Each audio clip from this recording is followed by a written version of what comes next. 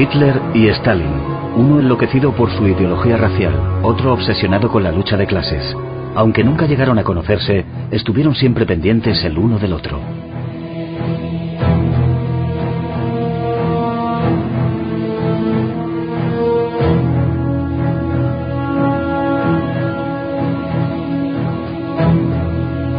Su duelo constituye un relato, el más siniestro de la historia hasta la fecha, sobre la capacidad que tienen las ideas de arrastrar a la gente, primero en una ola de entusiasmo y luego hacia su destrucción.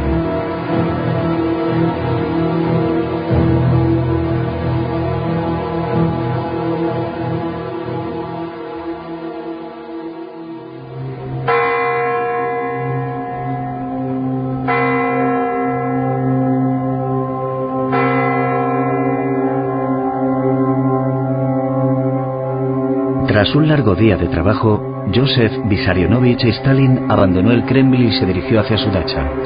Se había hecho bastante tarde, como de costumbre. Ya había caído la noche del 22 de junio de 1941. Había sido un día sin incidentes, excepto por una reacción airada a otra advertencia de que Hitler iba a atacar a la Unión Soviética de un momento a otro.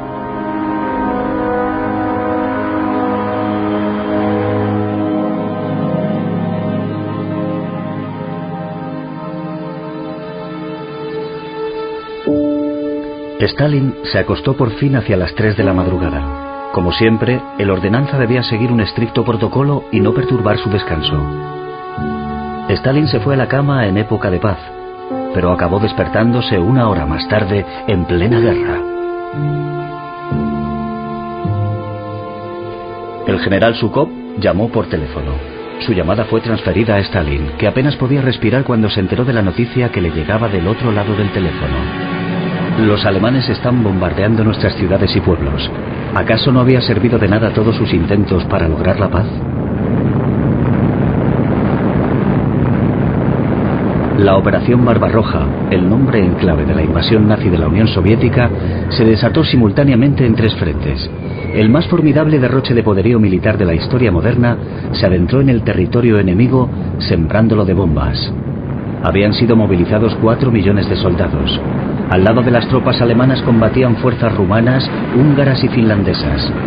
Solo el primer día fueron derribados más de 1000 aviones rusos.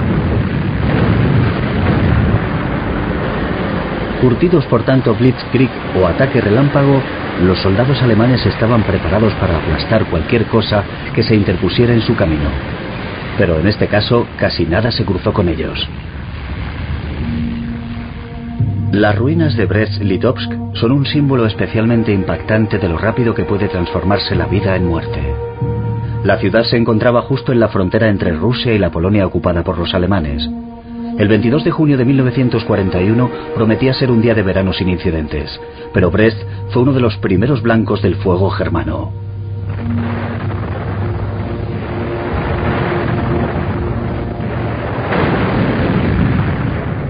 Las tropas estacionadas en la fortaleza rusa llevaban días realizando prácticas de desfiles. Quizás las bandas militares ahogaran el estruendo de los tanques alemanes que avanzaban sin toparse con ninguna resistencia.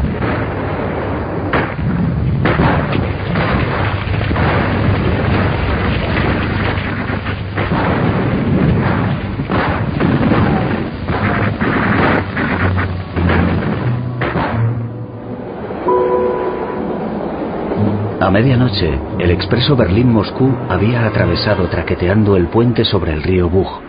Poco después, llegó en la dirección opuesta un tren con un cargamento de semillas. Los alemanes y los rusos eran viejos conocidos. Las formalidades aduaneras fueron despachadas de forma rutinaria. Era algo parecido a la paz. Las unidades de la fortaleza de Brest no tenían ningún motivo para encontrarse en estado de alerta. Cuando llegó la muerte, no hubo tiempo ni de darse cuenta. Los soldados rusos no sabían nada, pero tenían que luchar. Miles de ellos murieron y otros fueron hechos prisioneros. El ataque alemán logró adentrarse en el país.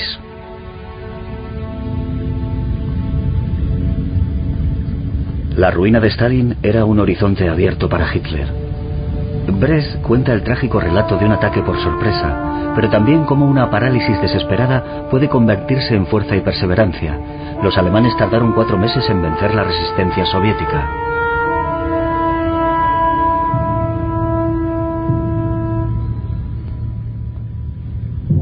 Cuando se hubo repuesto de la conmoción inicial de ese 22 de junio, Stalin convocó inmediatamente a Zhukov en el Kremlin.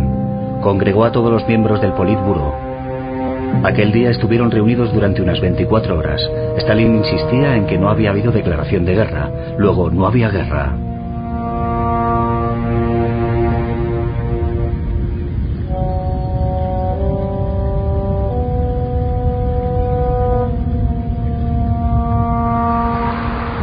Aquel 22 de junio cayó en domingo. Mientras Stalin atravesaba Moscú en dirección al Kremlin, la ciudad seguía sumida en una dichosa ignorancia. Pero el mundo ya había cambiado por completo. Para Stalin estaba perdiendo a pasos agigantados su serenidad, su cohesión y su estabilidad. Siempre tan desconfiado, había ordenado a sus tropas que se concentraran en la frontera, aunque había avisado a los comandantes: tened presente que Alemania nunca nos atacaría por iniciativa propia. Como provoquéis a los alemanes, van a rodar cabezas. Stalin había leído el Mein Kampf de Hitler, pero aún así creía que la guerra entre sistemas tardaría en materializarse. Pero ignoraba que Hitler había adelantado los relojes. La partida precipitada de Stalin hacia el Kremlin le produjo un estado de actividad febril. En su agenda del 22 de junio figuran no menos de 29 reuniones. Aunque estaba presente en ellas, la situación se le había ido de las manos. En un momento dado llegó incluso a declarar: Hitler no está al corriente de esto. Hubo que esperar hasta la tarde para que los moscovitas y demás residentes de la ciudad fueran informados del ataque alemán. Fue el ministro de Asuntos Exteriores, Molotov, quien hizo los honores, como si los acontecimientos no merecieran unas palabras del jefe de Estado. Hitler también guardó silencio ese día.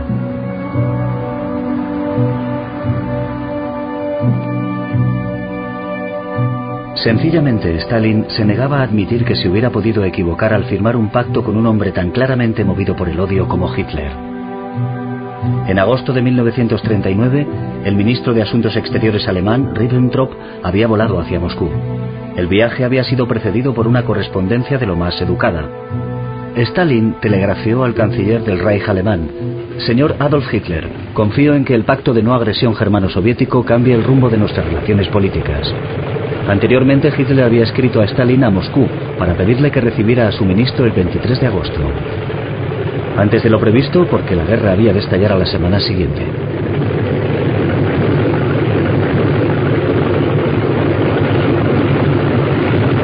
Entre los emisarios de Hitler en Moscú se hallaba su fotógrafo personal, Hoffmann. Tenía una misión especial: fotografiar los lóbulos de las orejas de Stalin. ¿Estarían despegados como los de los arios o pegados como los de los judíos? Hitler pudo respirar tranquilo. Stalin superó el test de las orejas. Más adelante, Ribbentrop diría acerca de su recepción en Moscú que estar con Stalin y su gente era como estar entre antiguos camaradas del partido. Stalin homenajeó al delegado de Hitler con este brindis: sé lo mucho que quiere el pueblo alemán a su Führer, así que beberé a su salud.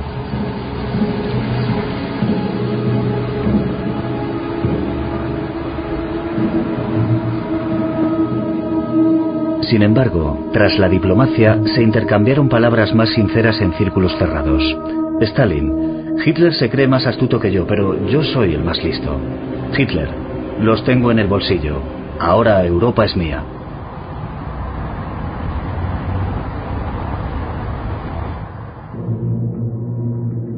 ...1939... el año del pacto que convirtió a Moscú en agente del reparto de Polonia y los estados bálticos. El año en que empezó la Segunda Guerra Mundial con la invasión de Polonia por Hitler el 1 de septiembre. Pero ¿cómo empezó realmente semejante guerra? Pacíficamente cargaban los bombarderos y parecía que partían para una gran expedición. Sin muertos de por medio, no era más que una cuestión de tecnología. Sin sangre, ni niños agonizantes llamando a sus madres, todo parecía reducirse a una gran aventura para jóvenes fervorosos.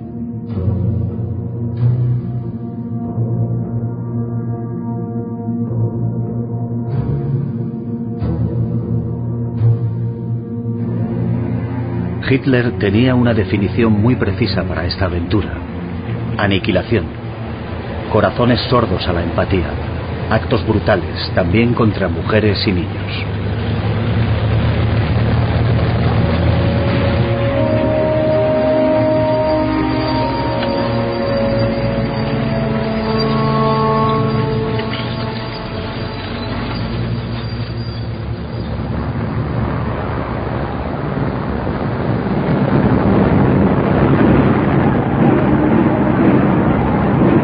En 1939 era también el año en que Hitler celebraba su 50 cumpleaños. El 20 de abril escenificó un colosal desfile militar en Berlín. Sería emitido en cines de todo el mundo. Stalin, que celebraría sus 60 cumpleaños en diciembre de ese año, tuvo también la ocasión de ver esas imágenes que corroboraban su brindis sobre lo mucho que quiere el pueblo alemán a su Führer.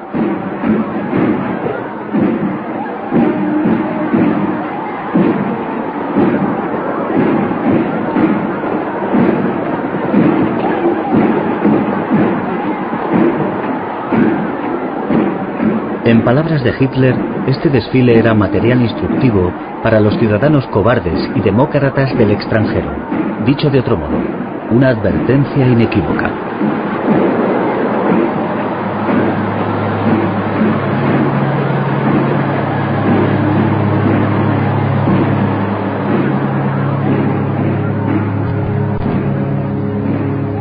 El partido de Hitler regaló una casa al Führer por su cumpleaños.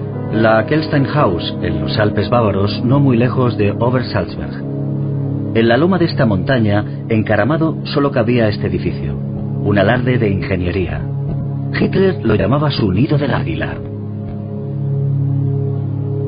Hitler estuvo allí solo una vez, pero bastó para seguir atrayendo aún hoy a los turistas, que llegan por miles cuando hace buen tiempo. Suben y bajan en el ascensor de Hitler. Entran y salen de su cavernoso búnker. Pero sea lo que buscan, no es aquí donde encontrarán la historia.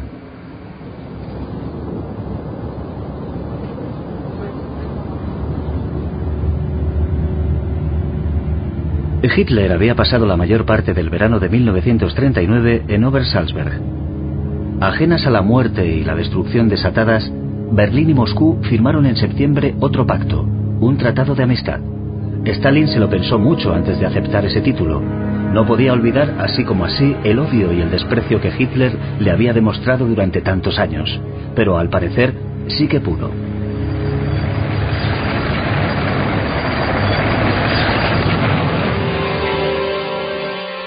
El 17 de septiembre de 1939, emulando los ataques relámpago alemanes, 1 millón de hombres del ejército soviético invadieron el este de Polonia. Stalin había esperado a que Hitler hubiera sembrado su propio caos antes de lanzar su ataque.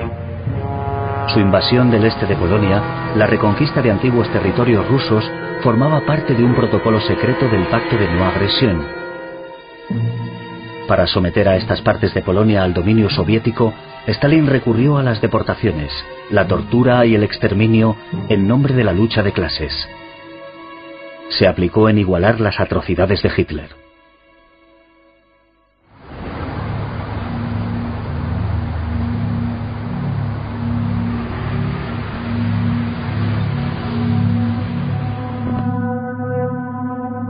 Otro acontecimiento formó parte del prólogo al 22 de junio de 1941. El ministro de Asuntos Exteriores soviético, Molotov, había ido a Berlín en noviembre del año anterior. Hitler quería poner a prueba a Molotov y averiguar si, como él decía, Alemania y la Unión Soviética se cubrirían las espaldas o se darían la espalda en lo referente a los planes militares alemanes.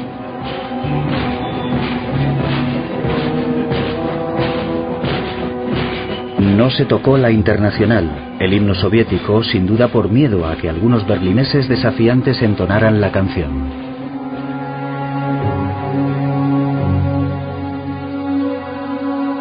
¿Cómo era la Alemania que esperaba al ministro de Asuntos Exteriores soviético? Molotov iba a reunirse con Hitler, el hombre del que Stalin había dicho: ese guerrero Blitzkrieg sabe lo que se hace. Aparte de Gran Bretaña, todos habían caído, especialmente Francia. Tras la capitulación de los galos, Stalin había maldecido su clarividencia. Ahora seguro que nos parte el cuello a nosotros. Stalin y Hitler ambos usurpadores de tierras, camaradas y rivales.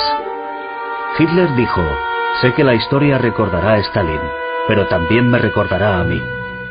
Y Molotov respondió: «Por supuesto que sí».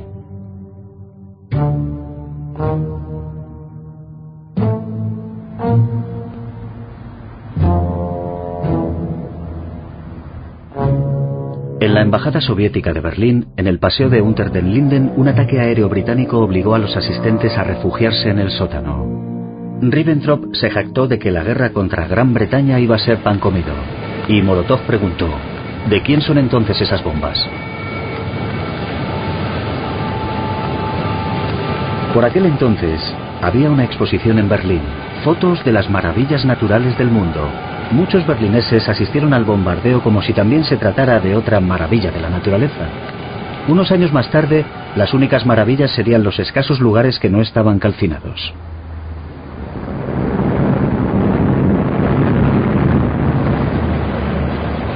Hitler también tendría una ocasión de sorprenderse, llegando a confesar: «Rusia me recuerda al barco fantasma del holandés errante. Se nos abrió una puerta, pero no sabíamos lo que nos aguardaba detrás». Pero en julio de 1941 todo tenía un aspecto distinto. Hitler creía que le llevaría 4 semanas tomar Moscú. Sus tropas arrasaban con todo a su paso, como apresurándose para no perderse el desfile de la victoria en la Plaza Roja. Al día siguiente de lanzar el ataque a la Unión Soviética, Hitler, en pleno arrebato conquistador, se mudó a su nuevo cuartel general al este de Prusia, la Volkshanscha, o guarida del lobo. Sus soldados también se posicionaron al este. El Führer expresó su alegría por participar en esta guerra, añadiendo que si tuviera que pedir un deseo para el pueblo alemán, sería que éste se enfrentara a una heroica batalla como esta cada 15 o 20 años. Su pueblo uniformado, marchando por las ciudades conquistadas, parecía estar en perfecta armonía. Los boletines informativos seguían retratando al soldado alemán como un aventurero trotamundos, como si en vez de matar gente, tan solo se desplazara de un lugar a otro.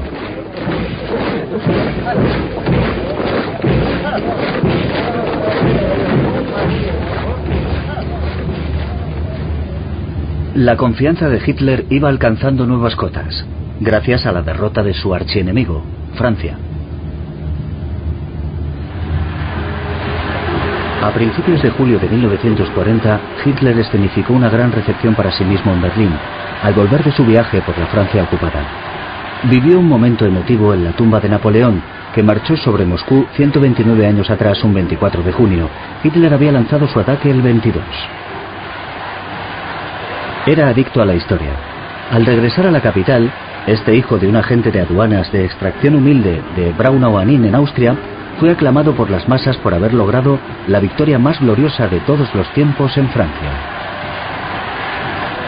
La muchedumbre se desgañitaba como si la exaltación no fuera a tener fin. Nunca se les pasó por la cabeza que ese fervor de masas podría dejarles un día ciegos y sordos.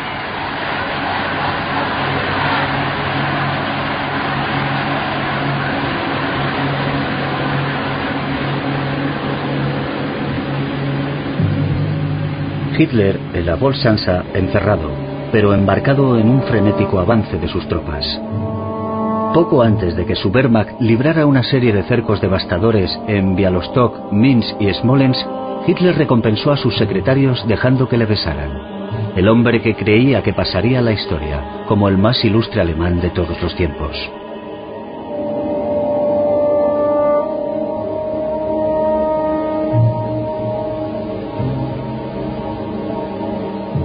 El más ilustre alemán y su perro. Un día tendría que separarse de este animal. En cuanto a su pueblo, hacía tiempo que se había esfumado cualquier sentimiento hacia él.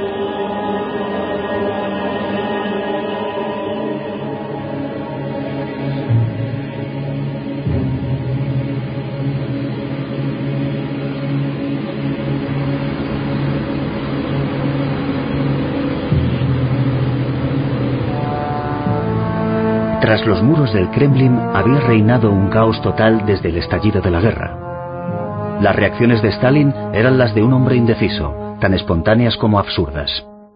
El hijo del zapatero borracho bombardeaba a sus generales y a su personal con maldiciones y amenazas. Carentes de toda estrategia y motivadas por el pánico, sus órdenes para contraatacar al enemigo se estrellaban contra la dura realidad. Al cabo de una semana, los alemanes habían penetrado ya 500 kilómetros dentro de su país. Cientos de miles de soldados soviéticos murieron o fueron hechos prisioneros. Mientras Hitler estaba ocupado declarando que cualquier noticia llegada del frente del Este era una heroica epopeya, Stalin se veía arrastrado en un torbellino de torpes directivas y prohibiciones. Prohibió toda retirada, abocando así a incontables soldados a una muerte inútil.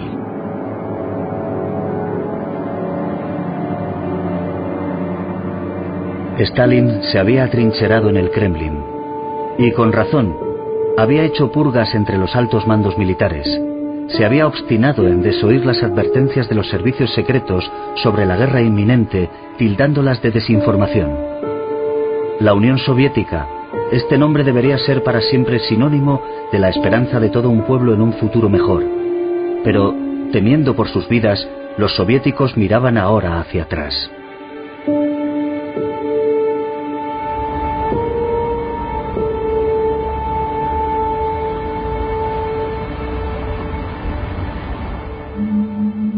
Hubo que esperar a que el Comisariado de Defensa informara a Stalin del cerco a su ejército en las afueras de Minsk para que se diera plenamente cuenta de las proporciones de la amenaza. Según un general, llegado a este punto, Stalin estaba fuera de quicio, tronando y profiriendo aluviones de rabiosos improperios. Abatido, nervioso y desinformado, abandonó el Kremlin. Durante los prolegómenos de la guerra, Stalin había decidido no reaccionar ante las acciones de Hitler. Tras comprender la magnitud de su error, se retiró varios días a su dacha.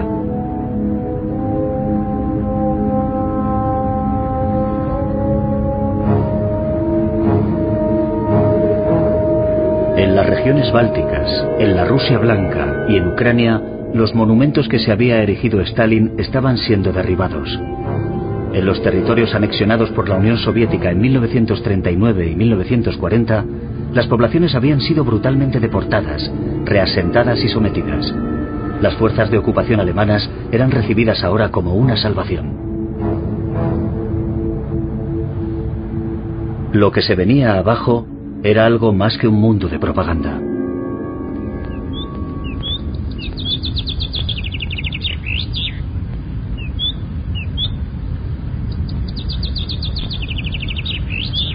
Stalin quiso convertir la Unión Soviética en la primera utopía de trabajadores y granjeros. Se habían acelerado la industrialización y la alfabetización. Un país se había reinventado a sí mismo. Millones de personas sacando pecho y mirando hacia adelante. ¿Había terminado ya todo? Una declaración inusualmente franca de Stalin 6 días después del comienzo de la guerra. Lenin fundó nuestro Estado y nosotros lo hemos jodido. ¿Nosotros? Lenin ya había advertido sobre el ansia de poder y la falta de escrúpulos de Stalin. Stalin pasó unos cuantos días a solas rumiando la situación. Luego aparecieron Molotov y otros miembros del Politburó. Khrushchev declaró posteriormente que Stalin esperaba que fueran a arrestarlo. En vez de eso, los oficiales le suplicaron que regresara. Pronto se extendió un rumor que sería una premonición. Lo hemos visto en su momento más bajo y eso no nos lo perdonará jamás.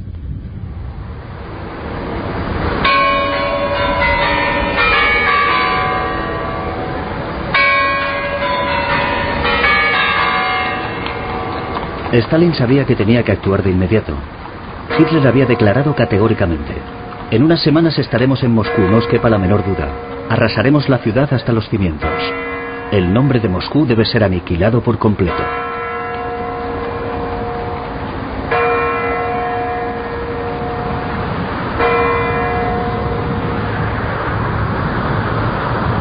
Es indiscutible que en el camino de regreso al Kremlin, Stalin hubo de ser convencido, por así decirlo, para permanecer al mando. ¿Una sincera crisis de confianza o una táctica astuta? El 3 de julio pronunció su primer discurso público desde el estallido de la guerra. En su intervención radiofónica se dirigió a sus hermanos y hermanas con un tono inusualmente íntimo. И какие меры нужно принять для того, чтобы разгромить врага? Прежде всего необходимо, чтобы наши люди поняли всю глубину опасности, которая угрожает нашей стране, и отрешились от благодушия, от беспечности, от настроения мирного строительства. Дело идет таким образом о жизни и смерти советского государства.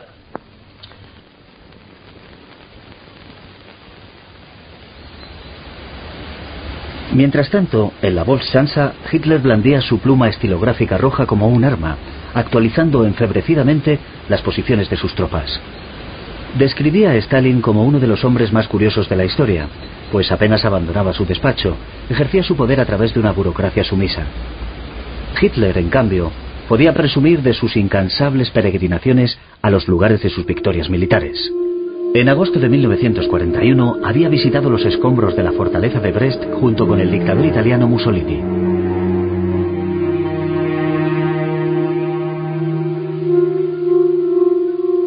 Estas visitas a las ruinas pulverizadas y maltratadas por los elementos de su archienemigo Stalin parecían intensificar su ebria e inexorable marcha hacia la conquista del mundo. Mussolini aprovechó un silencio en las diatribas de Hitler para observar irónicamente que, si el Führer seguía dividiendo así el mundo, pronto no quedaría nada por conquistar aparte de la Luna.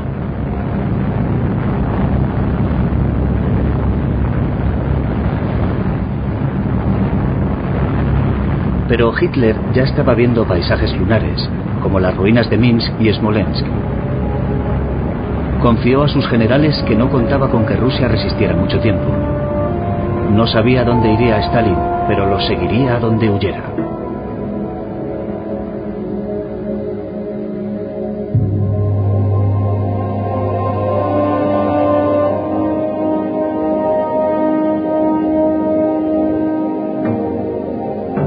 Stalin se hundía, Hitler ascendía. Un barómetro de cambios de humor en una guerra que para muchos era una oportunidad para ajustar cuentas con su propio dictador. La estrella roja parecía estar extinguiéndose.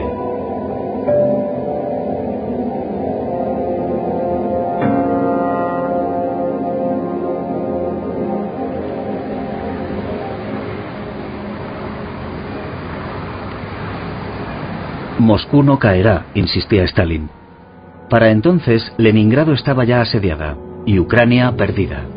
Kiev había caído también, esa ciudad de la que había afirmado Stalin. Era y es soviética y lo seguirá siendo.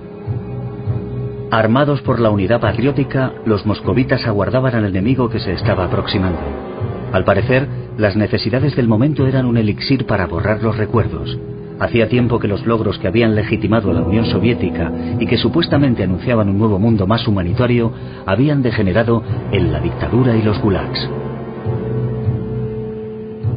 Mucho antes de la invasión de Hitler, ya había millones de muertos, y muchos de ellos habrían tenido la experiencia personal del significado de la limpieza étnica, las purgas políticas y los montajes judiciales, la coacción y el abuso de poder como herramientas para precipitar el progreso. El gran poeta nacional ruso Pushkin era esgrimido como un comandante militar, y sus palabras eran apropiadas. No olvides, patria mía, tus diarios tormentos, mas por ahora piensa solo en lo que puede salvarte.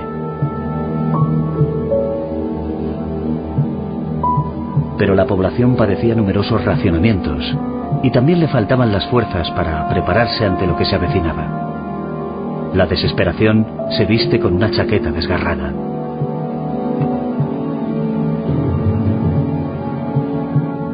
Las granadas de mano eran codiciadas joyas militares, armas propias de un museo.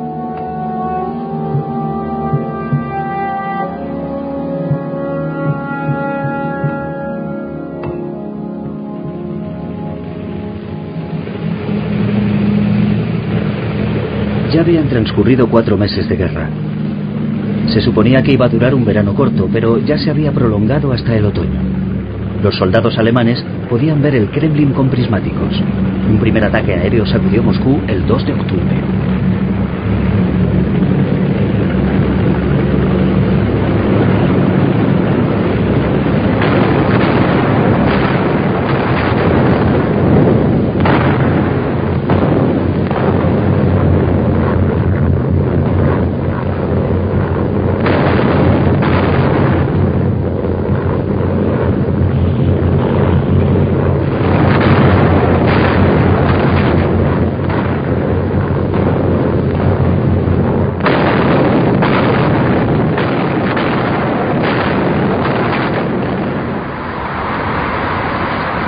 El poeta de la Revolución, Vladimir Mayakovsky, aún no estaba en un pedestal por aquel entonces, pero ya había una estación de metro con su nombre.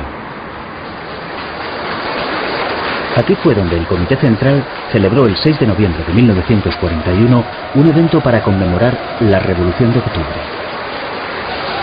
El Teatro Bolshoi no servía por culpa de un enorme cráter fruto de los bombardeos.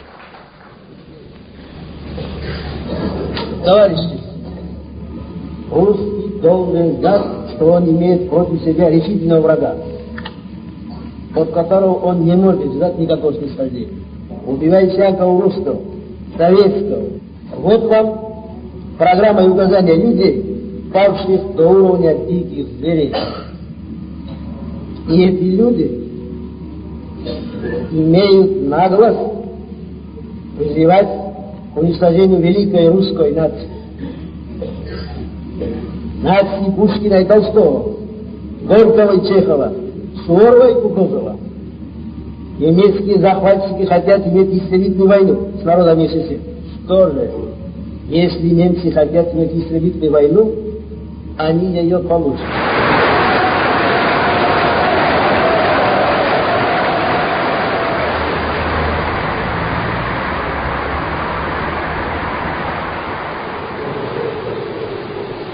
Pese a la amenaza de los bombardeos enemigos, Stalin se dirigió a sus soldados al día siguiente. Товарищи красноармейцы, краснофлотцы, командиры политработные, партизаны и партизанки, на вас смотрит весь мир, как на силу способную уничтожить разбойничьи орды немецких захватчиков. На вас смотрят все народы Европы, временно подпавшие под иго немецкой тирании, как на своих освободителей. Великая освободительная миссия выпала на вашу долю. Будьте же достойны этой миссии.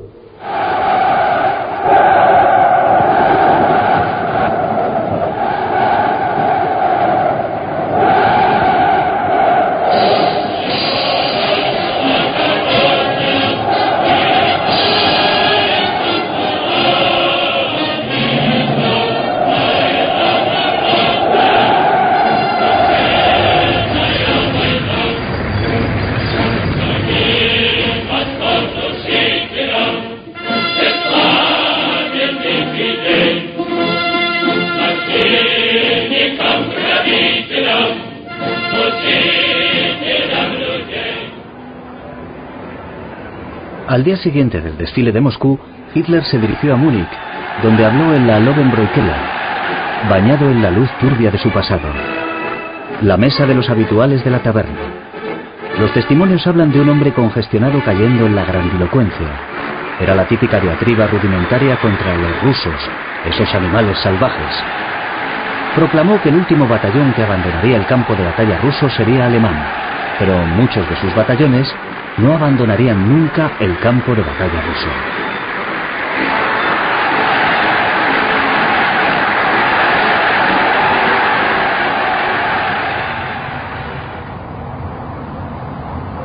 Una señal de stop staliniana a 30 kilómetros de Moscú en 1941. Es lo más cerca que estuvo Hitler de Stalin. Un signo de victoria staliniana, Viena, 1945. Aquí tuvo lugar un increíble episodio que uniría la vida de ambos.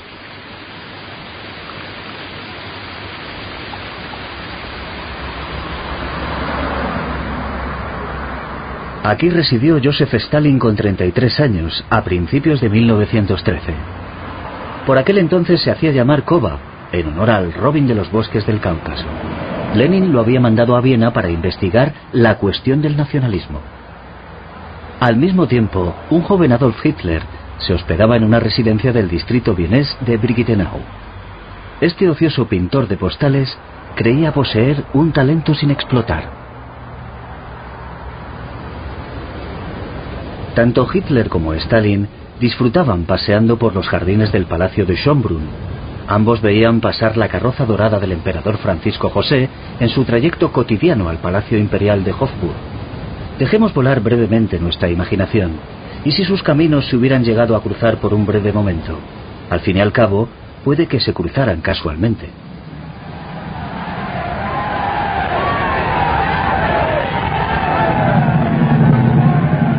Hitler regresaría a Viena en 1938. El Anschluss, o anexión de Austria, fue su golpe más sonado en tiempos de paz. Plantado en la Plaza de los Héroes, podía olvidarse ya de la Viena de las pensiones. Una vez más, el momento triunfal degeneró en una farsa demente.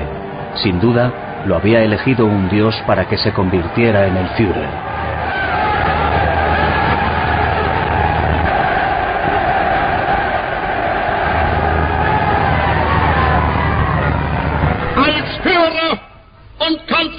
Nationen des Reichs melde ich vor der deutschen Geschichte nunmehr den Eintritt meiner Heimat in das Deutsche Reich.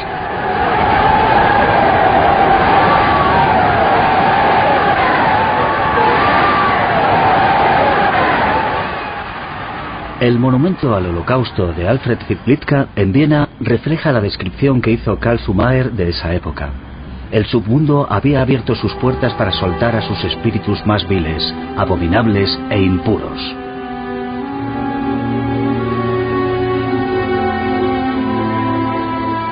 La primera noche alemana de Austria dio el pistoletazo de salida del despiadado acoso a cientos de miles de judíos. Los ancianos fueron obligados a eliminar con cepillos de dientes todas las pintadas en protesta contra el Anschluss del Tercer Reich.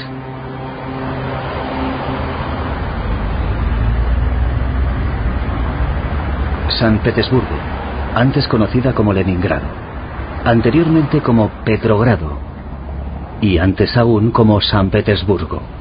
Los cambios onomásticos reflejan los trastornos políticos. Hitler golpeó de forma particularmente despiadada esta cuna revolucionaria. En 1917, el año de la revolución, Stalin había regresado de su exilio siberiano a la ciudad que seguiría llevando el nombre de Lenin después de su muerte, acaecida en 1924. En Smolny, sede del primer gobierno bolchevique, se convirtió en el colaborador más próximo de Lenin. El hombre que adoptó el nombre de guerra de Stalin, el hombre de acero, su verdadero apellido era Zugashvili, se abrió paso hasta las primeras filas del partido. El despacho de Stalin estaba justo enfrente del despacho del secretario del partido de Leningrado, Kirov. Fue en este pasillo donde Kirov fue asesinado en 1934. Una oportunidad ideal para el líder del partido, Stalin, que así podía instalar su servicio secreto y su aparato de terror.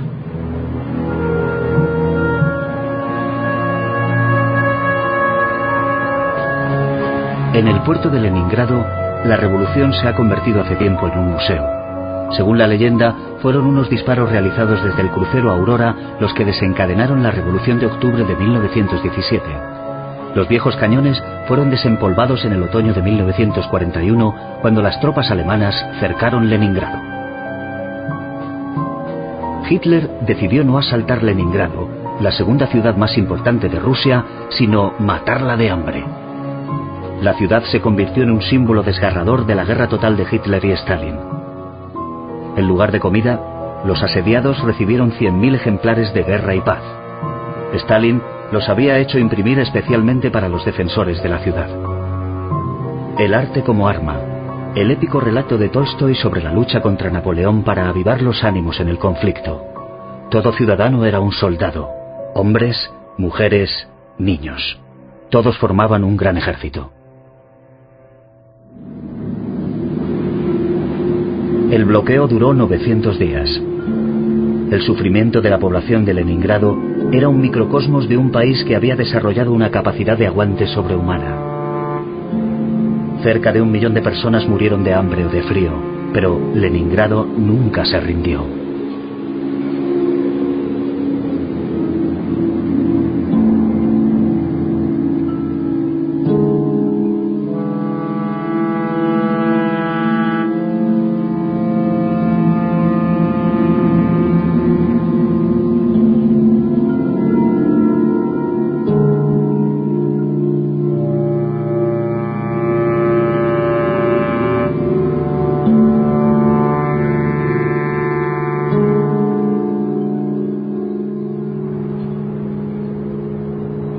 Tsaritsyn, conocida a partir de 1925 como Stalingrado, actualmente Volgogrado. En 1918, durante la Guerra Civil, Stalin había recurrido al terror para mantener la ciudad en manos de los bolcheviques. «No te preocupes», había escrito a Lenin, «no me temblará el pulso. Esta ciudad será el principio del fin para Hitler». Hitler llamaba a Stalingrado el santuario del comunismo. Por eso quería destruirla a toda costa. Y por ese mismo motivo Stalin no repararía en gastos para defenderla. La línea de frente fue trazada con una precisión mortífera. La batalla fue librada calle por calle, casa por casa. Los combatientes malheridos iban cayendo unos encima de otros. Hitler había proclamado que su sexto ejército podría derribar las puertas del mismísimo cielo. Pero pronto sus tropas tuvieron que esconderse tiritando entre las ruinas en la helada antesala de su ocaso. Lo que le da valor a las ruinas no es que lo nuevo pueda emerger de lo viejo. Más bien, forman cavidades simbólicas en las que tanto nosotros como las generaciones venideras podemos descender para meditar. Ahora, una ligera curiosidad ha sustituido a la autoglorificación que reinó en estas escaleras en su día. Pero ningún dictador puede emprender este autoensalzamiento por sí solo. El ascenso al poder solo es posible mediante el sometimiento de los pueblos. Esta es la base sobre la que se alzaban Stalin y Hitler. Las comparecencias de Hitler en Nuremberg, la ciudad de las leyes raciales, parece a punto de estallar. Millones de manos aparecen extendidas para recibir las reliquias de su Salvador. Pero las manos traicionan lo que los dictadores esperan de su pueblo. Stalin en la tribuna de mármol del mausoleo de Lenin, como el padre distante que anhelamos tener cerca. Mientras el líder ruso solía evitar las apariciones públicas y era manifiestamente humilde en sus comparecencias, Hitler, vegetariano, pálido y ascético, se sumergía con golosa teatralidad en los baños de masas.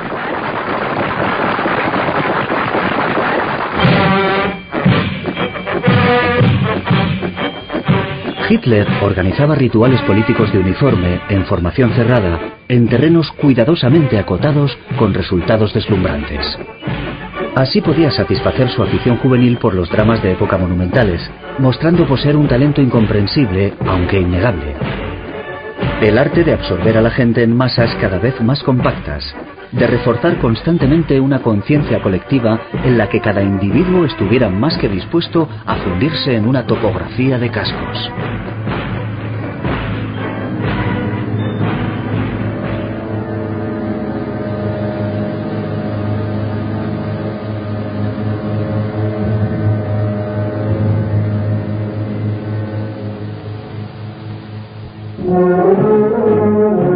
Mientras Alemania estaba en postura de firmes, Moscú sonreía. Aquí vemos al dios camarada saludando. Pero era un dios vengativo. Su jovialidad era engañosa. Las sonrisas no hacen a un dictador menos amargo o exaltado.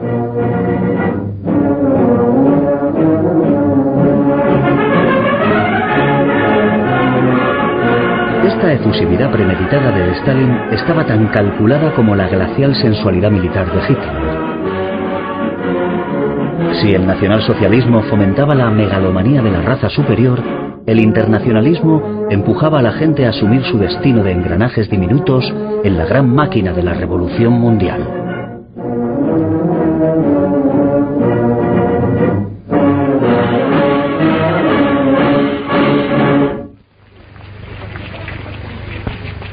Mientras Stalin evocaba el amanecer rojo, Hitler descendía a las tinieblas de las criptas. Aprovechaba cualquier oportunidad para invocar a los muertos con gran efectismo. Todos los años hacía una peregrinación a Múnich el 9 de noviembre, para rendir homenaje con sombría pompa a los presuntos mártires del movimiento, aquellos que habían sido abatidos en la Feldherrnhalle en 1923 en el transcurso de un fallido y chapucero intento de golpe de Estado. En 1935 sus restos fueron exhumados y enterrados en 2 templos monumentales, el escenario indicado para una representación anual a favor del rearme espiritual. La adictiva invocación de los héroes caídos atraía a los fanáticos cual canto de sirena, para que saltaran sin pensárselo en las fosas comunes.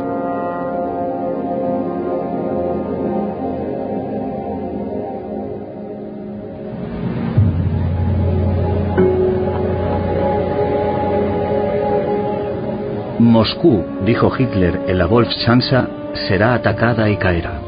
Entonces habremos ganado la guerra. Por eso he concentrado mi ejército con más de 2000 tanques a las afueras de Moscú. Y el invierno que se aproxima. Pero Hitler concebía la operación como un ataque relámpago. Pensaba que podría pasar la Navidad en Obersalzberg como de costumbre.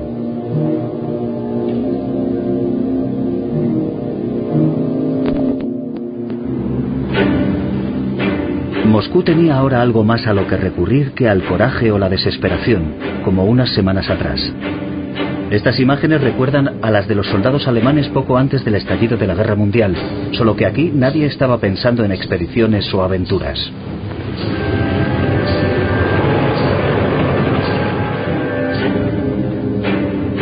El 20 de diciembre de 1941, un día antes del cumpleaños de Stalin, empezó la contraofensiva soviética en las afueras de Moscú. La ciudad que Hitler veía como un terreno acotado era ahora un mar de barro, y el agua se había convertido en hielo y nieve. Los moscovitas lo llamaban Rasputitsa, la época del año en la que no hay carreteras.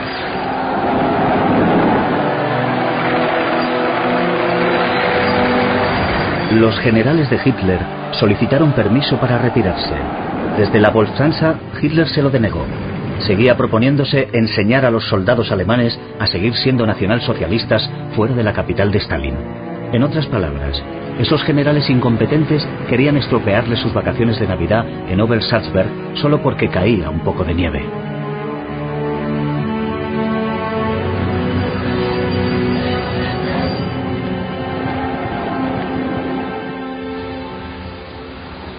Wannsee, en Berlín, lejos de la muerte del invierno ruso. Aquí se ultimaron los planes para llevar más lejos las masacres. El 20 de enero de 1942, en la conferencia de Wannsee, se pactó la macabra solución final a la cuestión judía. Si bien las fantasías paranoicas de Stalin sobre una conspiración judía no pueden compararse con los millones de muertes instigadas por Hitler, también cayeron muchos judíos a manos del antisemitismo del dictador ruso. Adolf Eichmann fue el ingeniero jefe de esta nueva industria alemana. El campo de Auschwitz-Birkenau pasaría a simbolizar el inconcebible exterminio en masa de los judíos de Europa.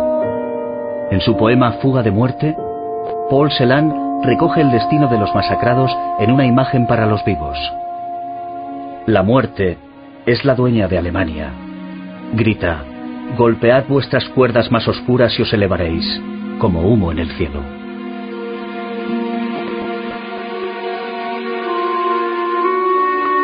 Toda vida empieza siempre heredando una inocencia inviolable. Pero ese es solo el principio. Hitler y Stalin también fueron niños.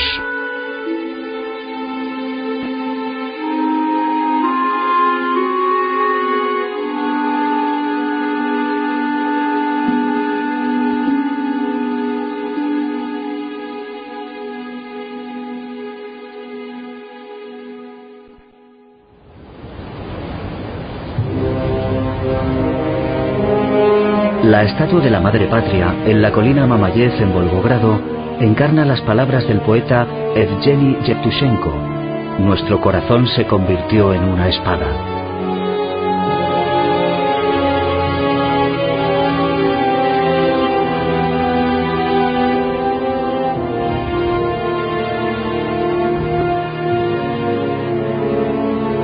El 19 de noviembre de 1942 empezó la crucial ofensiva del ejército soviético en las afueras de Stalingrado.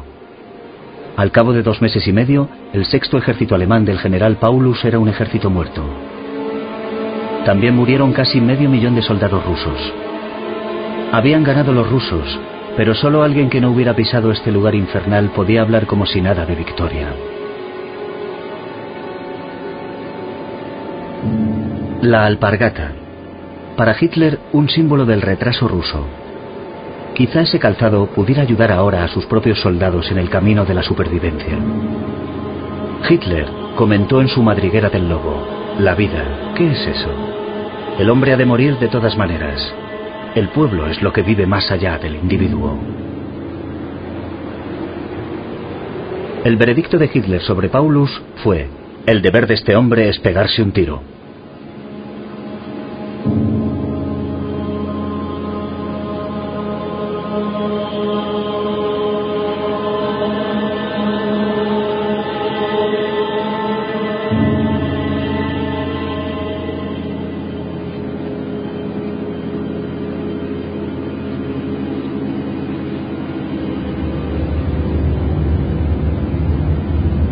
Hitler sospechaba que lo querían envenenar hasta con el jabón. Exigía constantemente que analizaran su pasta de dientes y su espuma de afeitar. Necesitaba estimulantes para llegar hasta la noche. Se rascaba las orejas y el cuello hasta hacerse sangre. Su médico le aconsejó que se retirara a descansar a Obersalzberg. Hitler se hundía, Stalin ascendía. Ahora eran los vestigios de Hitler los que eran arrancados de las paredes y pisoteados. Un barómetro de los cambios de humor de la guerra.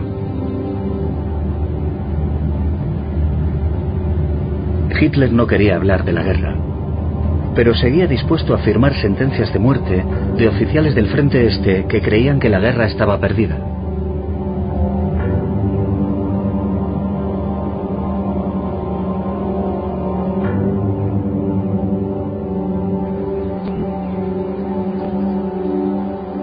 No lejos de Obersalzberg crecía el resentimiento. En Nuremberg, la ciudad de las tan heroicas convenciones del partido, la gente hacía trizas los periódicos porque seguían aclamando Stalingrado como si fuera una victoria alemana.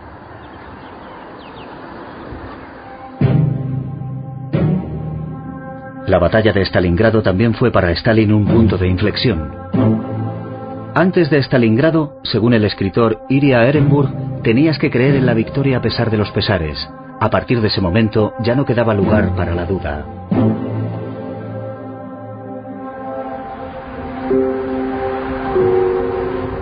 Stalin se dirigió hacia su dacha, convencido de que ya nada podría detenerlo. Nada podría detenerlo en su camino hacia Berlín.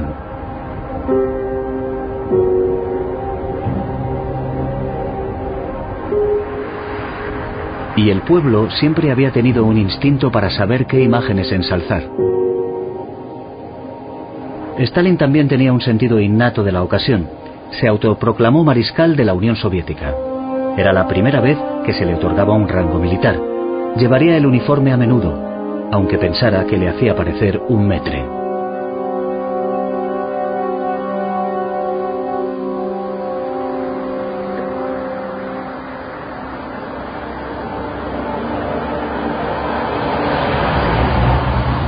...21 de marzo de 1943... en el Seuhaus de Berlín.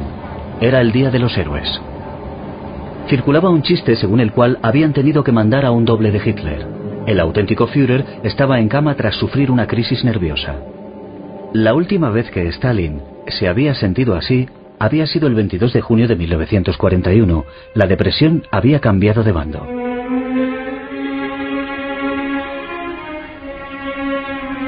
Las máscaras de los colosos del Palacio Schlüterhof fueron tapadas. Su dolor solo hubiera aumentado la agonía. Esta raza de gigantes se había alzado contra los dioses del Olimpo para tratar de destronarlos.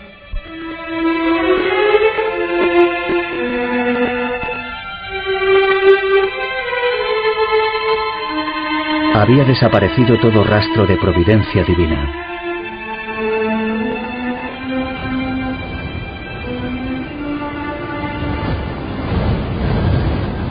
Una llanura cerca de Volgogrado, un antiguo campo de batalla. Los incontables muertos y desaparecidos expresan las dos palabras más impotentes de la historia: nunca más. Pero siempre es el viento quien tiene la última palabra.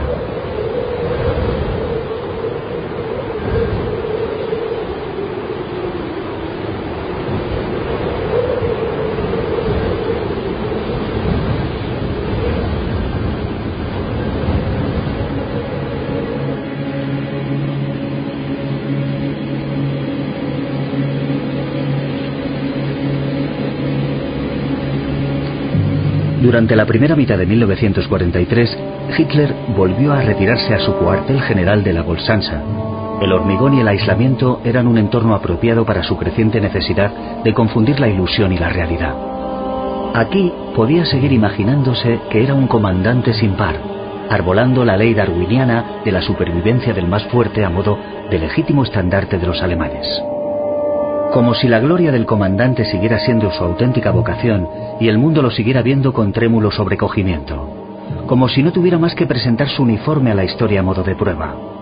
Cuando las demás naciones pensaran en el pueblo alemán, deberían sentir miedo y respeto, como si se encontraran ante una máquina imposible de detener.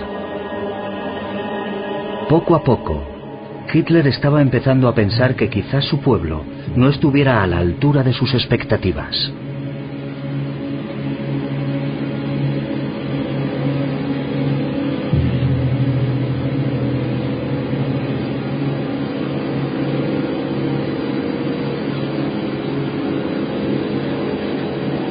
En la penumbra de su búnker, Hitler se permitía zambullirse en una negación psicótica de la realidad.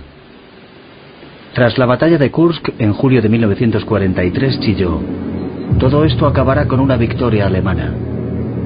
Interrumpía cualquier noticia sobre el avance ruso. «Incidentes aislados, yo tengo otros datos». Así de débiles eran las señales que le llegaban de la realidad. Pero cada empeño de Hitler se saldaba con miles de muertes. La batalla de tanques de Kursk, no hombre contra hombre, sino tanque contra tanque, había marcado un lúgubre clímax en la era de la guerra mecanizada. Además, el nombre en clave para el ataque ruso era Acero, Acero, es decir, Stalin, Stalin. Pero un soldado ruso que había estado ahí declaró: «Para ser sincero, nadie estaba pensando en Stalin. Era Dios quien estaba en nuestros corazones».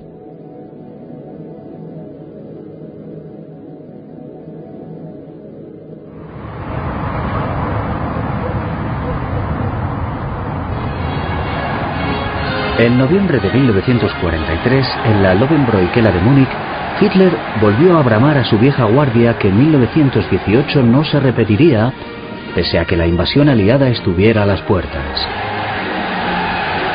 Era el eco vacío de sus antiguos discursos. Esta sería su última comparecencia en homenaje a los golpistas caídos en 1923. Los testigos hablaron de un hombre cuya luz se iba apagando lentamente.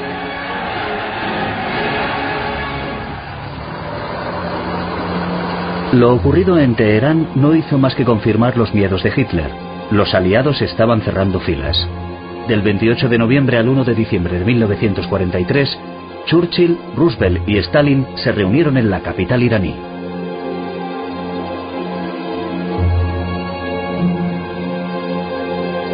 Alemania no se había rendido aún, pero uno de los puntos del día era el orden mundial de la posguerra.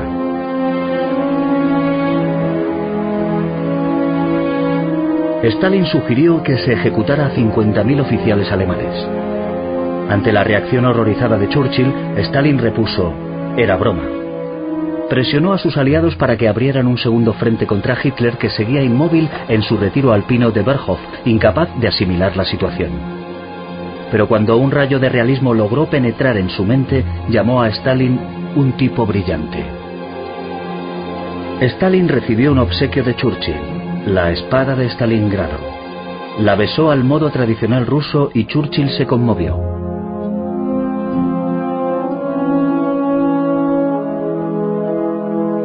De parte del rey Jorge VI para el vencedor de Stalingrado.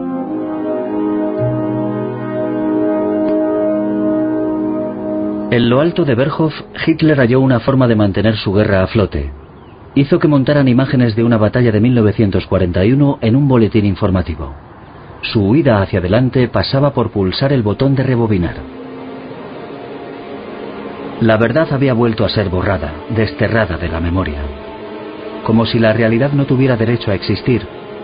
Pero existía. La ofensiva alemana se había convertido en retirada. La contraofensiva rusa se había convertido en avance, dejando a su paso a los muertos allá donde hubieran caído. Estos muertos en combate no reflejaban ya ninguna misión o utopía, tan solo evocaban el alto coste de la guerra total, porque ambos bandos habían perseguido una victoria total.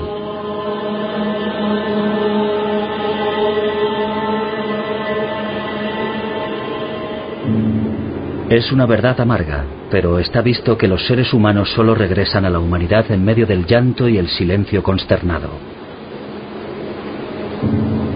Los himnos bélicos no pueden ser entonados por los desconsolados ni por aquellos que se han quedado sin palabras.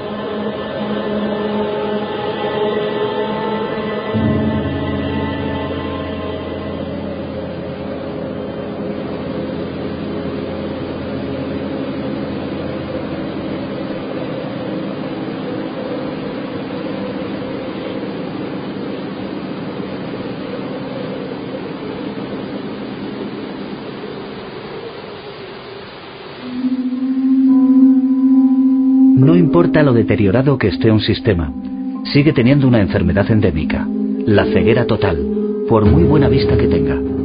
Berlín celebró el 55 cumpleaños de Hitler. Nuestros muros se estarán desmoronando, pero nuestros corazones no. Mussolini visitó la Volkshansa el 20 de julio de 1944, poco después del intento de asesinato de Hitler por Stauffenberg. Los intentos de asesinar a Hitler habían sido una sucesión de meteduras de pata. Primero, un asesino voló por los aires. Luego, una bomba estuvo en la bodega de un avión durante todo el vuelo.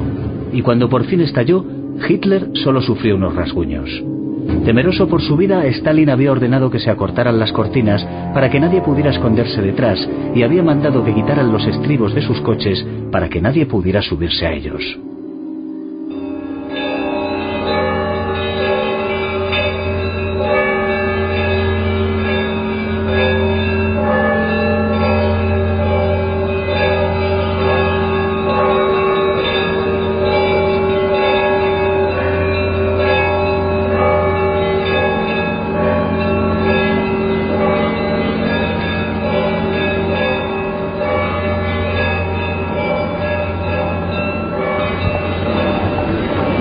El 17 de junio de 1944, miles de moscovitas se echaron a la calle. Lo que vivieron aquel día permite corregir una de las ideas preconcebidas sobre la guerra, que los soldados alemanes no llegaron a pisar nunca Moscú.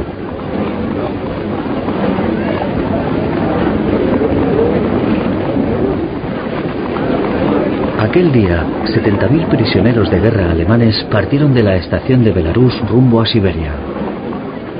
Pero antes pasaron por la capital soviética, un desfile silencioso con espectadores silenciosos.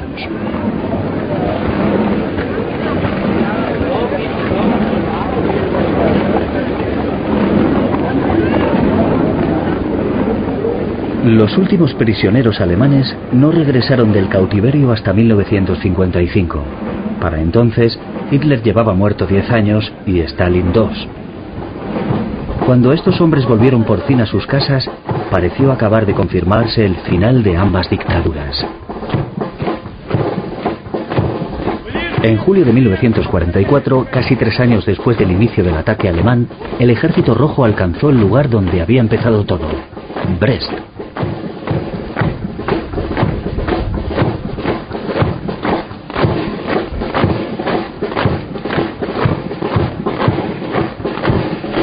La primera hora de la guerra, tallada en piedra.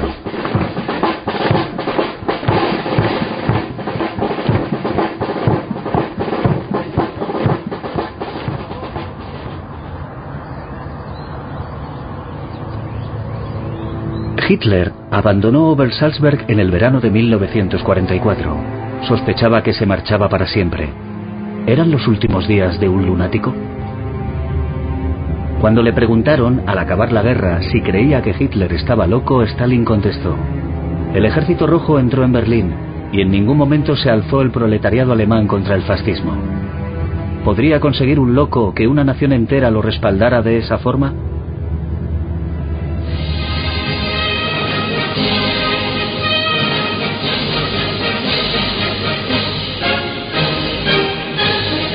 La celebración del 27º aniversario de la Revolución de Octubre, en plena guerra, en 1944, fue para Stalin una premonición completamente arrebatadora.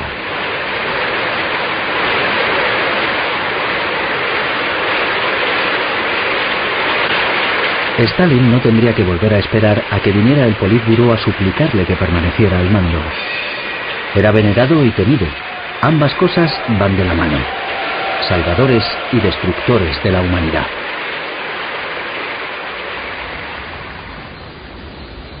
Para Hitler, la Volkshansa había dejado de ser un puesto avanzado para convertirse en una ratonera. Los muros habían pasado de medir 2 metros a medir 7. El médico personal de Hitler le suministraba hasta 28 pastillas distintas todos los días, sedantes, pero su estado de exaltación se resistía a la medicación. Su esquizofrenia se aferraba a un pueblo que solo existía ahora como una imagen idealizada, pese a que en su día hubiera sido real.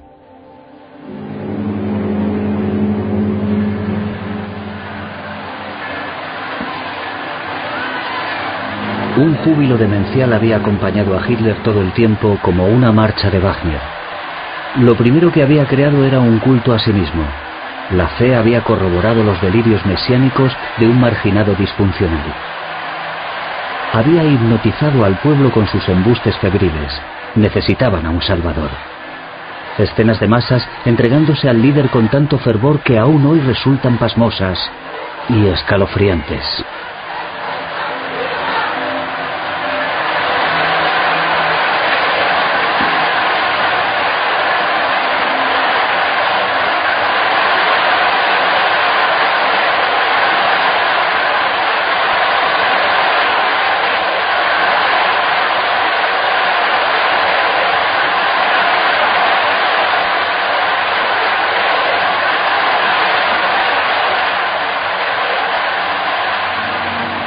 Los alemanes solo han aclamado a otra persona de esta forma, y era Lutero, observó una vez lúcidamente. Y era cierto, ningún político había sido tan popular como Hitler en toda la historia de Alemania. Lo había logrado combatiendo el bolchevismo, Versalles y las reparaciones de guerra, y sacando a la capital más politizada de la crisis nacional y económica de los años 30. Ahora describía al pueblo alemán como demasiado inestable como para hacer historia. En efecto, el pueblo alemán era ya incapaz de seguir adelante. La vida se reducía ahora a las privaciones de la existencia.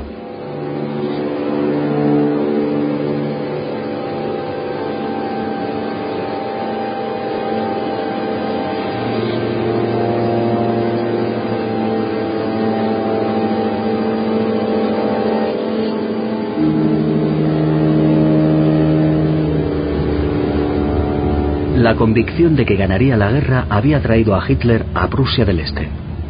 En noviembre de 1944 abandonó la Volkshansa. Otra partida definitiva. Hizo volar el cuartel general justo después de su marcha. Los escombros eran su marca de fábrica.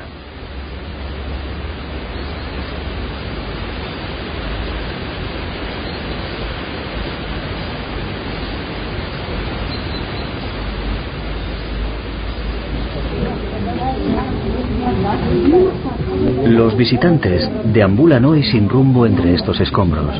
A pesar de las ruinas colosales, el lugar ya no parece real, ni siquiera plausible.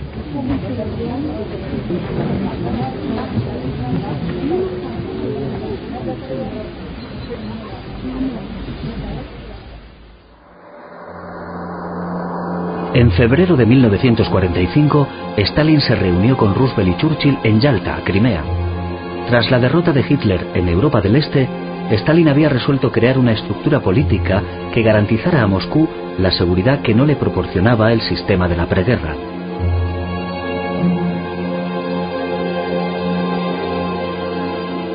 Stalin lo dijo crudamente: esta guerra no es como las guerras del pasado.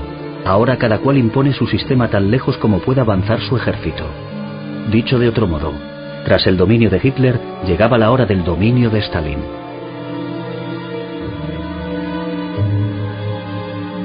Las condiciones negociadas en Yalta definirían la Guerra Fría. Stalin dijo: lo difícil llegará después de la guerra, cuando los conflictos de intereses enfrenten a los aliados. Era la voz del realismo.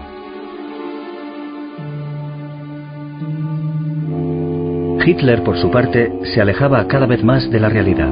El 20 de marzo de 1945 tuvo lugar su última aparición grabada, concediendo la Cruz de Hierro a miembros de las juventudes hitlerianas. Una cínica utilización de los niños que no sabían que ese honor duradero apenas duraría unos días. El último contingente encargado de defender Berlín recordaba al primer contingente que defendió Moscú. Pero el verdadero cometido de estos hombres era librar la última batalla de Hitler. Berlín seguirá siendo alemana, y Europa no caerá nunca en manos de los rusos. Los berlineses estaban ahora construyendo barricadas de la misma forma en que lo hizo en su día la gente de Moscú y Leningrado para proteger sus ciudades contra los alemanes. La guerra es una gran niveladora.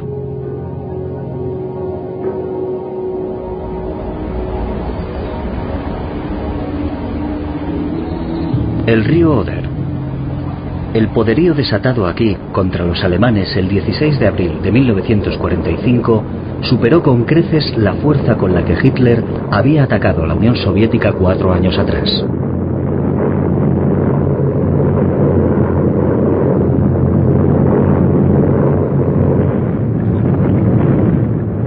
Deseoso de alcanzar pronto Berlín, Stalin espoleó a su ejército. No se creía la promesa de los aliados de cederle Berlín. Y como no quería compartir con nadie la victoria en la capital de Hitler, retiró a sus generales la confianza que tan laboriosamente había depositado en ellos y retomó las riendas del ejército en su ruta hacia Berlín. Cuando su avance se estancó en el Oder, Stalin se enfureció tanto que se negó a hablar con el general Zhukov durante 3 días. Hitler había tratado siempre a sus generales como ayudantes de campo, pero cuando el ejército soviético atravesó por fin el río Oder, él también la emprendió desde su búnker con sus comandantes militares. Aunque tampoco perdonaba al ruin y cobarde pueblo alemán que había dejado que los rusos cruzaran la frontera. Hitler alababa ahora al pueblo eslavo como la nueva raza superior. Alemania tendría que esperar. Su pueblo había demostrado ser una nación de perdedores frente al bolchevismo y había quedado claro que él había llegado al poder demasiado pronto.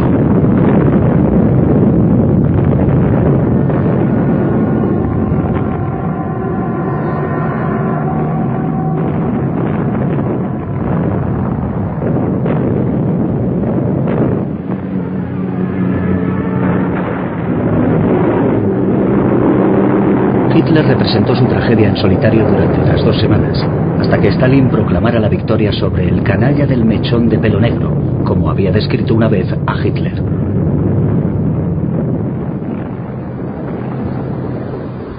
La batalla de Shiloh fue el último obstáculo al avance del ejército rojo antes de llegar a Berlín.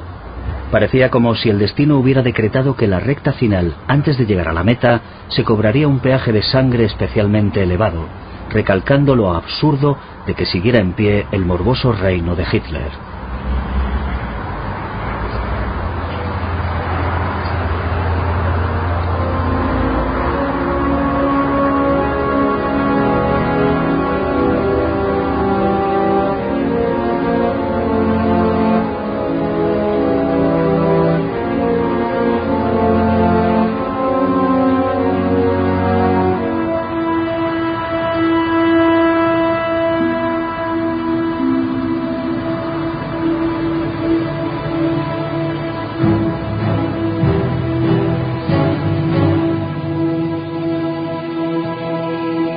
Stalin había prometido a sus soldados que el primero en plantar la bandera de la victoria en el edificio del Reichstag recibiría los honores de un héroe a su regreso a la Unión Soviética.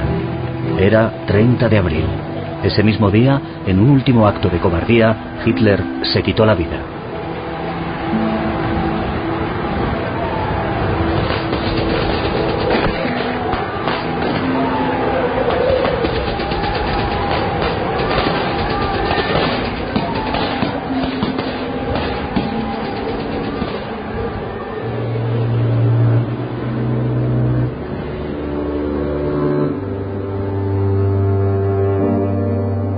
Berlín.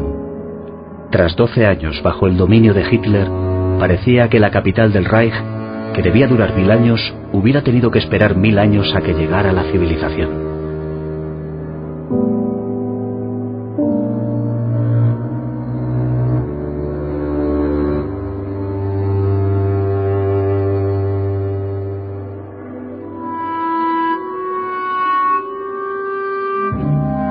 Este era el plan para el futuro, seguir adelante y de cuando en cuando pararse a mirar hacia atrás.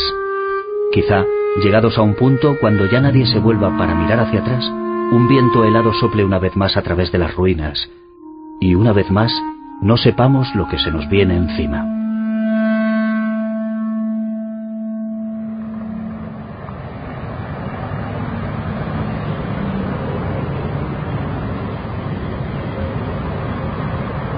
Los trofeos de Stalin en el Parque Tiergarten de Berlín. Aquí es donde se suponía que se alzarían los trofeos de Hitler una vez que la ciudad hubiera sido rebautizada como Germania. El 1 de mayo de 1945, a las 5 de la madrugada, a Stalin lo despertaron en su dacha, igual que 4 años atrás cuando fue declarada la guerra. e igual que 4 años atrás, era Zhukov quien estaba al teléfono. Al escuchar la noticia, Stalin dijo: «Con que ese bastardo se ha suicidado. Lástima que no lo capturáramos vivo». Un final lamentable en medio de restos calcinados, escombros y basura. Pero mejor eso, había dicho Hitler, que ser llevado a rastras en una jaula por la Plaza Roja y linchado por una muchedumbre enfurecida.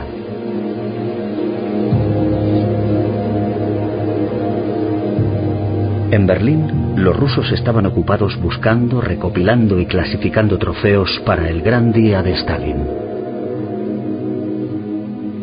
La Plaza Roja de Moscú. Si pudieran hablar, sus adoquines hablarían de pasos de baile y marchas militares. El desfile de la victoria tuvo lugar el 24 de junio de 1945.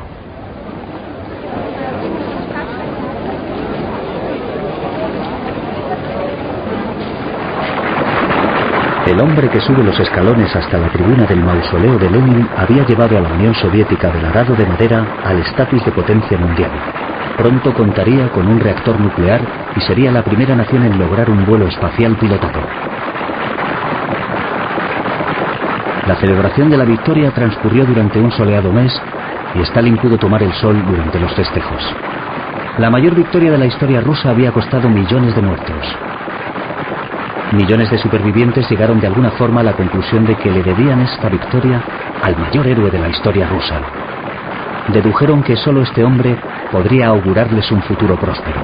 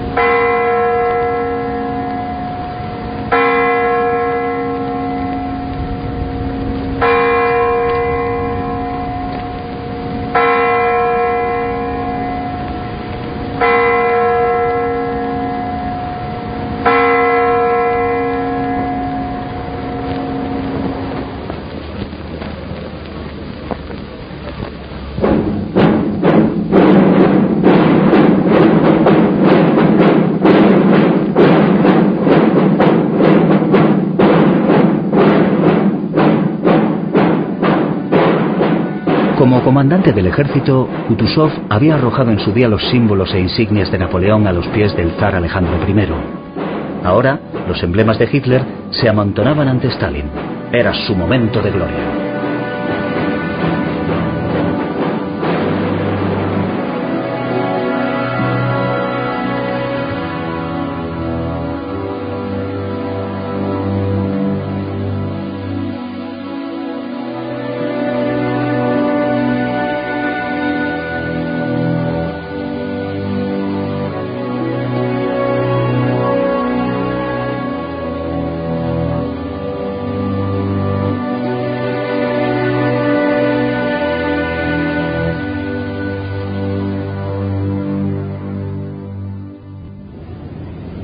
El mundo fue dividido aquí, en Potsdam, cerca de Berlín.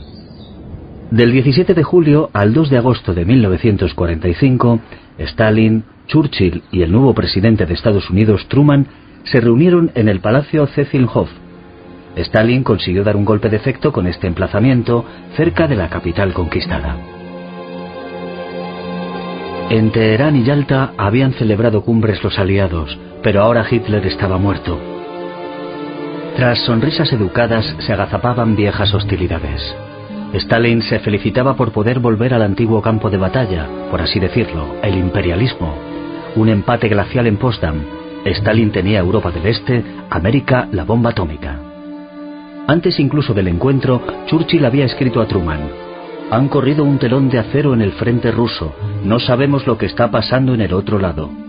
Stalin confió a Molotov después de la conferencia. Creo que podemos prescindir ya del velo de la amistad.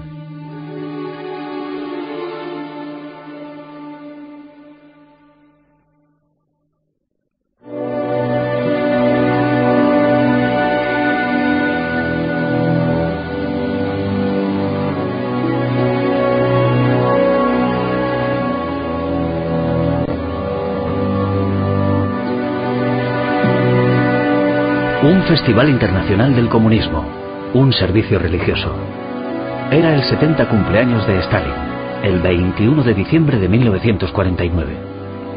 Stalin había consolidado su sistema de gobierno autocrático y de culto en una mezcla de autoproclamada vocación mesiánica y brutales aparatos intimidatorios. Hitler, su feroz enemigo, bien podría haber sido su santo patrono.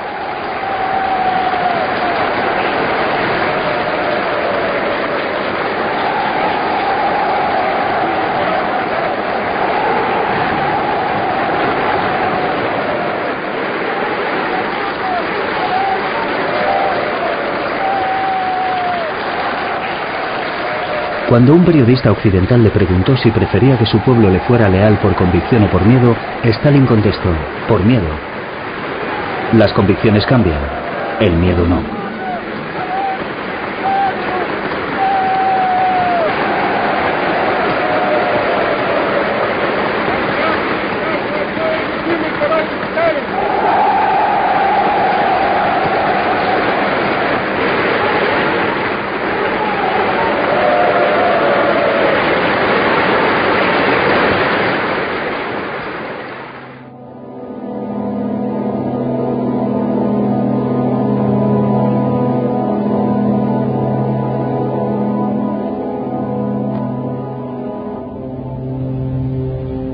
El mundo comunista contuvo la respiración. El 5 de marzo de 1953, a las 9:50 de la mañana, moría Joseph Stalin. Hacia el final de su vida había confesado a Khrushchev: ya no confío en nadie, ni siquiera en mí mismo.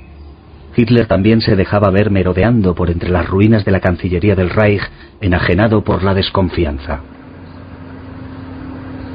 Stalin había alcanzado el mismo estado de enajenación que Hitler. Elevado a la categoría de divinidad, Stalin se había vuelto tan poderoso que con el tiempo se desentendió de las necesidades y anhelos del pueblo que confiaba en él y lo había endiosado. Sin embargo, no sentía las punzadas de la conciencia. Tenía la certeza inquebrantable de no ser más que el ejecutor del veredicto de la historia. El cadáver embalsamado de Stalin fue expuesto en el Kremlin. Miles de personas tuvieron que empujar para verlo por última vez. Su desconsuelo era sincero, pese a que los gulags no habían estado nunca tan llenos de víctimas como entonces. El culto a la personalidad de Stalin obraba maravillas, en detrimento de la verdad. Stalin era uno de los monstruos de la historia. Pero los rusos de a pie lo veían como el hombre que los había llevado a la victoria contra Hitler.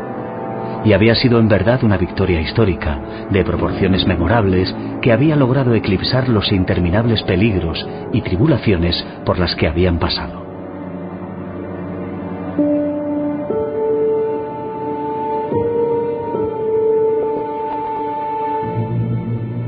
En menos de un año, sus banderas ardían en Berlín, 3 años más tarde en Budapest y en Praga en 1968.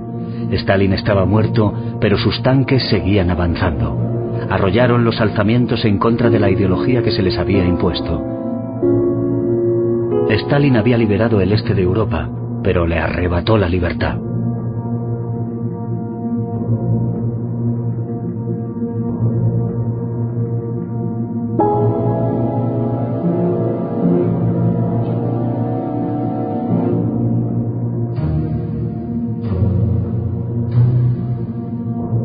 Tres años después de la muerte de Stalin, el líder del partido, Khrushchev, había desvelado sus crímenes en el transcurso del 20º Congreso del partido.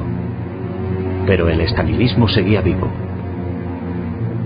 Miles de estatuas y retratos se quitaron discretamente. Lo que no fue destruido entonces tiene ahora este aspecto.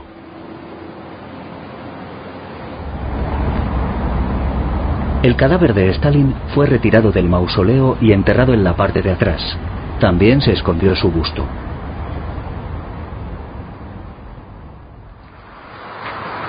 La operación iniciada en 1970 en la base militar soviética de Magdeburgo, en Alemania del Este, bajo el nombre en clave Mitos, debía permanecer en secreto para siempre. La había ordenado el jefe de la KGB y el secretario general del partido le dio su visto bueno. Al alba, 2 oficiales empezaron a cavar, primero en el lugar equivocado y luego en el lugar correcto. Un tercer oficial, armado, montaba guardia. Desenterraron 2 cajas de municiones y las trasladaron fuera de la ciudad en un camión. Restos humanos, tal vez los de Hitler. Los soldados del Ejército Rojo los habían traído de Berlín al acabar la guerra. En algún punto del recorrido, bordeando el río Elba, incineraron el cargamento y siguieron conduciendo. Como si no hubiera un lugar lo bastante secreto para sus planes, una zona lo bastante apartada como para poderse desprender de su volátil cargamento. Los oficiales tiraron las cenizas en el río Ili, cerca de la aldea de Biederitz. Lo hicieron desde el Speinebrücke, el puente del cerdo. Aquello que había llegado a desatar el caos en Moscú fue engullido por el rumoroso arroyo.